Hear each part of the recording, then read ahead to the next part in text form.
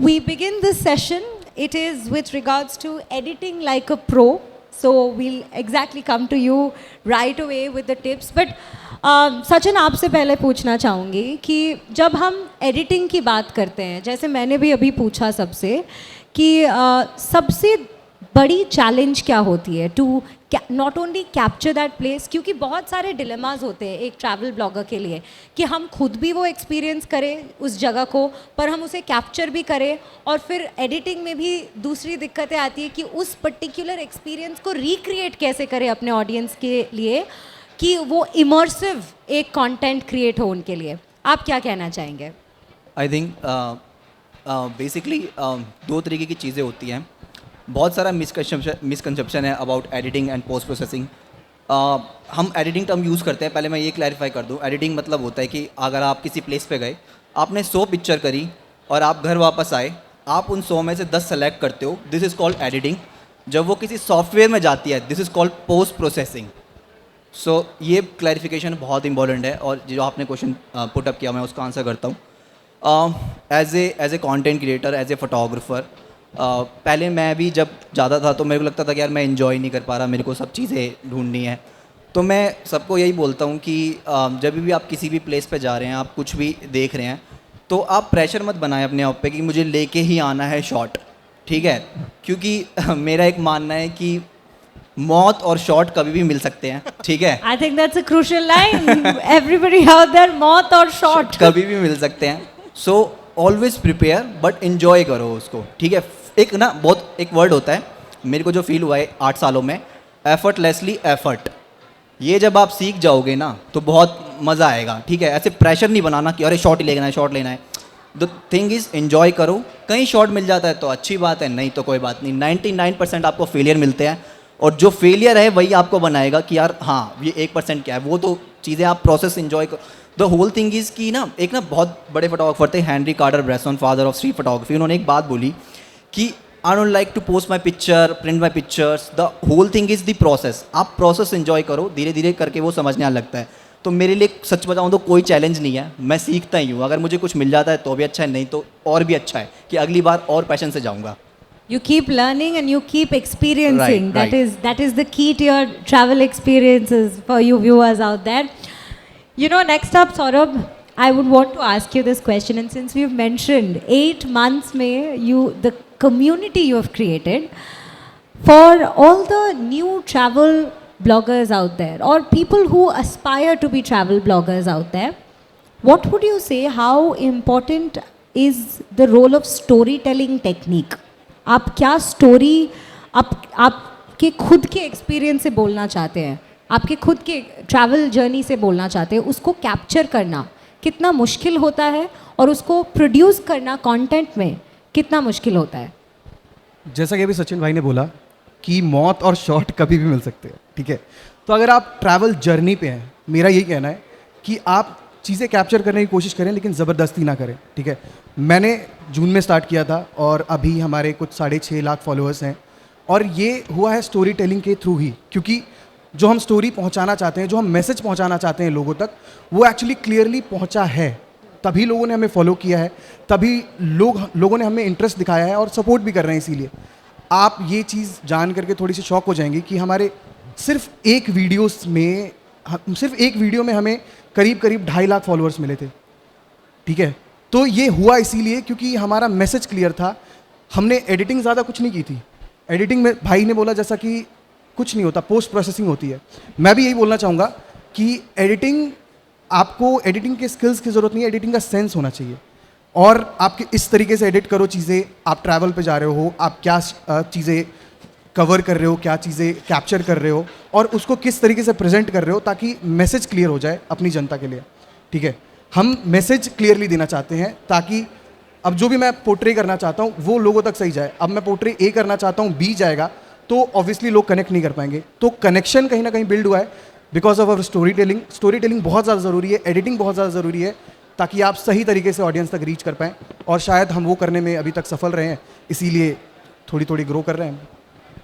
आप दोनों ने ये कहा है कि शॉट के पीछे मत भागिए, पर अगर हमने मान लो कि एक शॉट मिस हो गया and we are constantly thinking about you know, how we didn't get that shot, that perfect sunset or that perfect sunrise, we couldn't capture it properly. तब क्या करते हैं? Then what is your mentality? कि how would you want to produce it? I'll come to both of you with this. Okay so एक बहुत famous quotation है, your next shot is your best shot. तो आई think that's enough कि आपका कुछ छूट जाता है तो आप प्रैक्टिस कीजिए, वो अगली बार उससे बेटर मिलेगा. तो वो प्रैक्टिस थी आपकी कि बहुत बार एक और चीज़ हम करते हैं जब हम कोई भी शॉट लेने जाते हैं. तो मेरा एक मानना है कि आपके दिमाग में ना सबके पास एक टाइमर होना चाहिए कि यार हम किसी शॉट का इंतज़ार कर रहे हैं. 5 से 7 मिनट से ज़्यादा आप इंतज़ार मत कीजिए, क्योंकि जब आप उस शॉट का इंतज़ार कर रहे हैं आपको नहीं पता कि आपके बिहाइंड द बैक और कितने बेहतरीन शॉट हो रहे हैं जो आप छोड़ रहे हैं. तो वो चीज़ हमेशा दिमाग में रखिए कि your next shot is your best shot. कुछ छूट जाता है तो वहाँ से सीखिए. हाँ, मैं यहाँ पे आपको एक चीज़ दूंगा, एक टिप देता हूँ कि मैं बहुत सारे लोगों को देखता हूँ, अगर आप फ़ोन से कर रहे हैं या आप कैमरे से कर रहे हैं, किसी भी से भी कर रहे हैं, अगर आपको कोई शॉट दिखता है तो आप खड़े होकर वेट मत कीजिए. अगर आपको कोई मूवमेंट है तो आपका कैमरा रेडी होना चाहिए. अगर कैमरा रेडी नहीं है तो आपकी आंख पहले जो ब्लिंक करेगी उससे पहले शॉट मिस हो जाएगा. कैसा होता है कि आपका माइंड, आपकी ब्लिंक और आपका शॉट एक ही रिदम में आएगा ना, तब वो शॉट मिलता है. तो हमेशा ऐसे करके रेडी रहना है, तब शॉट लेना है. अगर आप रेडी हो तो आपका शॉट कभी मिस होगा ही नहीं, और होता है तो नेक्स्ट टाइम फिर जाए. जैसे मैं अपने एक्सपीरियंस से बता रहा हूँ, it's been 8 years I am doing photography. ठीक है, मेरा एक शेड्यूल है कि मैं हर ऑल्टरनेट डे शूट करने जाता हूँ, हमेशा जाता हूँ. तो आप प्रैक्टिस करो, आप प्रैक्टिस करते रहोगे, एक टाइम आएगा जब आपको लगेगा कि हाँ यार शॉट कभी, मेरे को लगता कभी मिस होता है, क्योंकि your next shot is your best shot. तो उसी प्रोसेस में चलना है. मैं आपके लिए ये क्वेश्चन थोड़ा ट्वीक करती हूँ. आप मुझे ये बताइए कि what would your mantra be if you've missed that shot? Like he has said that, you know, your next shot is your best shot, but oftentimes, especially people who are starting off, they get very demotivated कि ये निकल गया, ये shot नहीं हुआ. तो how do you keep on and how do you continue कि नहीं अगला वाला better जाएगा, कोई नहीं? मैं बस इस पर इतना ही बोलूँगा कि जो शुरू कर रहा है ना, जो स्टार्ट कर रहा है, जो ट्रैवल ब्लॉगर बनना चाहता है, किसी भी टाइप का ब्लॉगर बनना चाह रहा है, उनके लिए होता है कि भाई कुछ चीज़ें छूट जाती हैं. मैं पिछले 3 साल से हूँ इस फील्ड में. मैंने पेज लास्ट ईयर स्टार्ट किया, लेकिन उससे पहले ही बहुत सारी चीज़ें मैं कर चुका हूँ. कैप्चर करना, शॉट्स लेना, वीडियोस बनाना, वो सब मैं करता रहा. ठीक है, 3 साल होने के बावजूद भी अभी भी ऐसा होता है कि कई बार मुझसे शॉट्स छूट जाते हैं. ठीक है, तो जैसा सचिन भाई ने बोला है, ये लर्निंग होती है, प्रोसेस है. आपको हमेशा रेडी रहना पड़ेगा. और आप रेडी कैसे रहेंगे, आपको पता कैसे होगा कि आपको रेडी रहना है? एक्सपीरियंस. अभी आप शुरू कर रहे हैं तो आपको नहीं पता कि कब कौन सा शॉट आ जाएगा, कब कौन सी चीज़ें जो है आपको कैप्चर करनी है, कब कौन सी चीज़ छूट सकती है. मेरे साथ अभी भी होता है कि लेकिन मेरे पास वही सेंस है, स्टोरी टेलिंग का सेंस है कि अगर मेरे से कुछ छूट भी जाता है तो मैं उसको कवर अप कर सकता हूँ अपनी स्टोरी टेलिंग के थ्रू. तो मैं बस इतना ही बोलूँगा, जो भी अभी शुरू कर रहे हैं, जो भी स्टार्ट कर रहे हैं और जो निकलते हैं व्लॉग बनाने के लिए, ट्रैवल पे जा रहे हैं, कुछ चीज़ें छूट रही हैं, सनराइज़ नहीं कैप्चर हुआ, सनसेट नहीं कैप्चर हुआ, सोते रह गए, तो अगर कुछ छूट रहा है स्टोरी टेलिंग में उसको कवर अप कर लीजिए. और ये चीज़ और बोलूँगा मैं कि हर चीज़ जो है एडिटिंग नहीं होती है. आप किस तरीके से चीज़ें कैप्चर कर रहे हैं वो भी बहुत ज़्यादा मैटर कर रहा है. आप रॉ चीज़ें किस तरीके से ले रहे हैं वो भी बहुत ज़्यादा मैटर करता है. क्योंकि अगर आप वीडियो ही बहुत अगर आप शूट कर रहे हैं, उसको आप एडिटिंग में नहीं सुधार सकते. उससे आप नहीं कनेक्ट कर पाएंगे लोगों को. तो आपको जो है प्री पे भी ध्यान देना पड़ेगा, तभी वो पोस्ट में अच्छा बन करके आएगा. और शॉर्ट्स अभी छूटेंगे. ठीक है, आपको धीरे धीरे एक्सपीरियंस लेना पड़ेगा. धीरे धीरे जब आप करते रहोगे, शुरू करोगे, टाइम लगेगा, सीख जाओगे. एक टाइम आएगा कि आपका कैमरा हमेशा ऑन रहेगा और आपसे कुछ नहीं छूटेगा. मेरे से अभी भी छूट रहे हैं, टू बी ऑनेस्ट, और मैं कर लेता हूँ कवर. बस यही बोलना I mean, I think it's coming right from the influencer's mouth himself कि अभी भी छूटता है, पर well, you still continue. That is the key to success, I would say here, कि continue the process and trust the process. Absolutely. You know, next, moving the conversation forward at this point is a topic that we all are talking about a lot nowadays, that is AI. And what role would you say AI plays in today's editing world? AI से हमें डरना चाहिए और should be incorporated, and अगर incorporate कर रहे हैं हम AI को अपने process में, हम उसे successfully ऐसे कैसे incorporate करें कि we are using the AI tools instead of AI tools using us.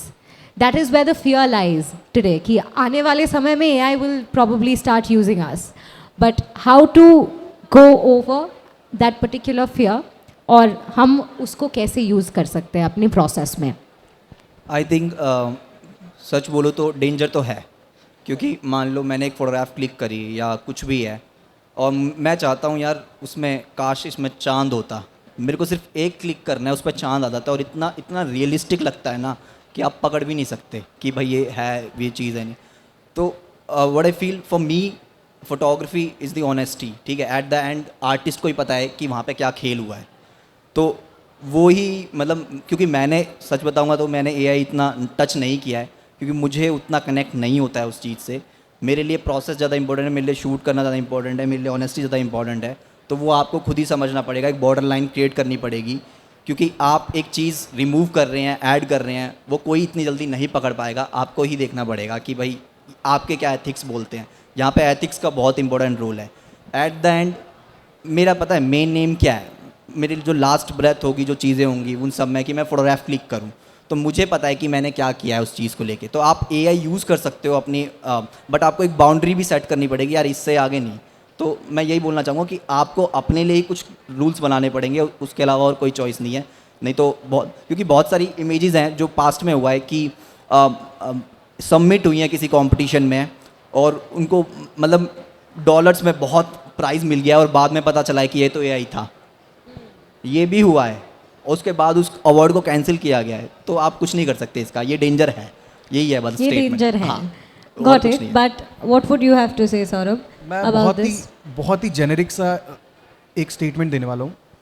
ये डिपेंड करता है कि आप इसको किस तरीके से यूज़ कर रहे हैं. अगर आप इंस्टाग्राम यूज़र हैं, सचिन भाई भी होंगे, एआई को कितनी गलत तरीके से यूज़ किया जा रहा है टू क्रिएट मीम्स.